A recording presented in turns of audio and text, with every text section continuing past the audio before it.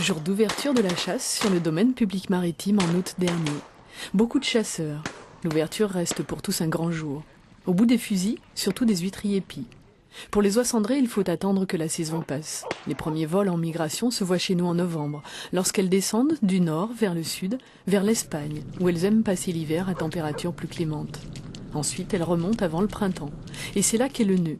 La date de fermeture a été fixée au 1er février.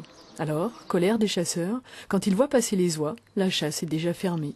Colère d'autant plus grande qu'on dit qu'aux Pays-Bas, les oies sont en surnombre et détruites en quantité, gazées ou abattues. Ce qui paraîtrait le bon sens, ce serait de pouvoir les chasser ici, à minima jusqu'au 20 février. Parce que le 10 février, c'est bien, mais quand elles arrivent le 14, le 10, c'est encore trop tôt. Et je pense que vu la quantité des oies aujourd'hui, parce que scientifiquement c'est prouvé, elles ont quadruplé, voire quintuplé depuis 20 ans, on pourrait chasser facilement ces espèces-là, même jusqu'au 28 février. Et comme ça éviterait, on va dire, aux agriculteurs des Pays-Bas d'avoir des problèmes, et à l'administration, on va dire, des Pays-Bas d'autoriser du gazage qui est sujet aussi à polémique chez eux, quoi. Et qui est surtout incompréhensible chez nous. Tout à l'inverse, les associations de protection de la nature défendent cette date, en accord avec la directive européenne. Communément appelée directive oiseaux, elle interdit la chasse lors de la migration prénuptiale, quand les oiseaux remontent pour se reproduire. Et aux Pays-Bas, les oies en surnombre seraient des oies sédentaires, pas les mêmes que celles qui passent chez nous.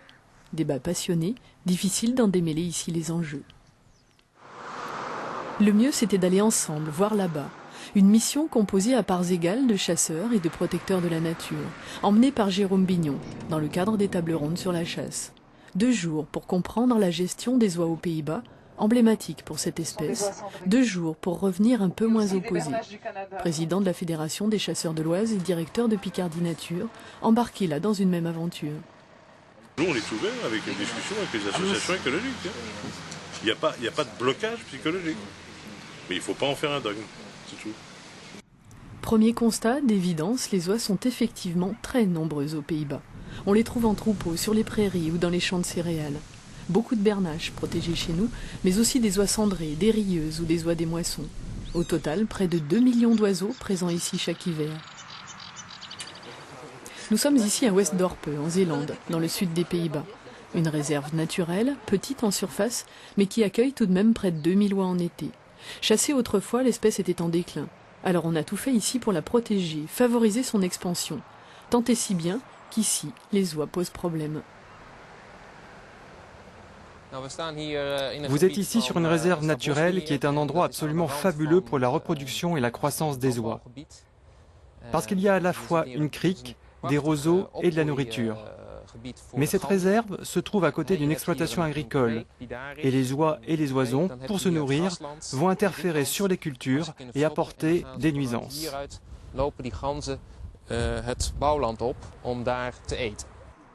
De l'autre côté de la barrière, à quelques dizaines de mètres, l'exploitation agricole justement. Éline de Recht est fille d'agriculteur. Elle avait bien envisagé de reprendre la ferme. Elle en a aujourd'hui abandonné l'idée, en partie à cause des oies. Elles aiment venir brouter ici les céréales, plus riches en protéines que l'herbe de la réserve voisine. Et même pour chasser, les oies reviennent sans cesse. Derrière elles, ce sont les mauvaises herbes qui repoussent. L'État indemnise, ça n'apaise pas toutes les amertumes. Déjà, la céréale choisie est une céréale dite d'été, parce que les oies rendent impossible le fait de semer des céréales d'hiver. Et au départ, l'orge ou le blé d'été ont un rendement moins intéressant que ceux qui sont en herbe l'hiver. Donc, il y a déjà une perte de ce simple fait de devoir choisir une céréale plutôt qu'une autre. Pour limiter l'expansion de l'espèce et la ramener à un niveau acceptable, de nombreuses mesures ont été prises. Certaines discrètes, d'autres un peu plus dures. Les oies peuvent être chassées ou capturées et abattues par centaines ou par milliers. Chaque année, 100 000 oies et canards siffleurs sont ainsi détruits.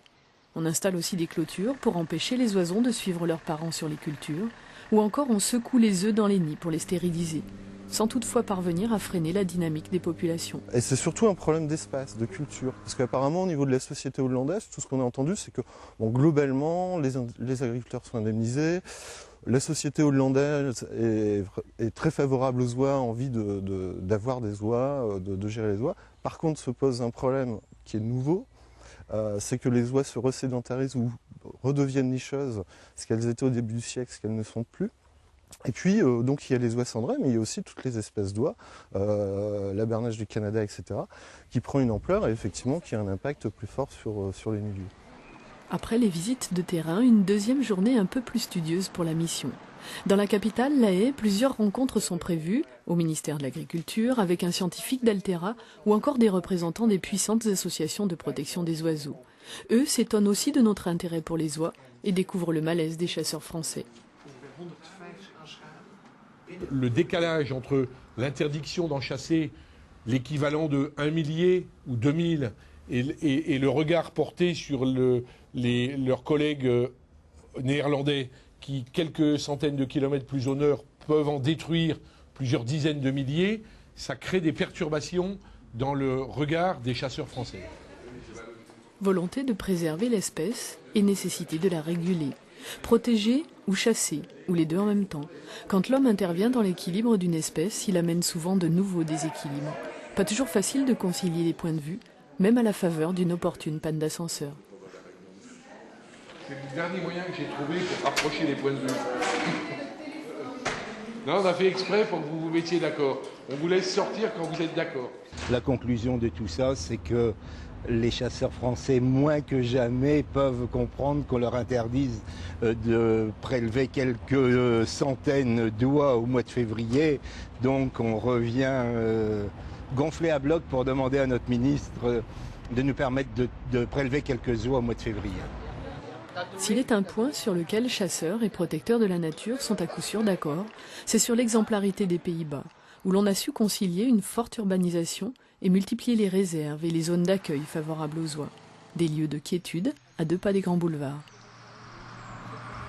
On doit s'interroger quand même sur la faible capacité de notre pays à recevoir des oies. Donc il serait peut-être envisageable de faire des tests d'aménagement, de restauration d'habitat pour l'oie cendrée, pourquoi pas, tout en maintenant une activité de chasse dans des conditions réglementées. Et s'interroger aussi sur l'ensemble de la chaîne de migration. Les Pays-Bas ont toujours été une sorte de plaque tournante sur les chemins migratoires.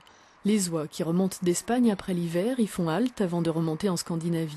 Mais en sens inverse, en hiver, les oies scandinaves descendent passer l'hiver aux Pays-Bas. En accentuant leur politique d'accueil, les Néerlandais ont favorisé la sédentarisation de milliers d'oiseaux.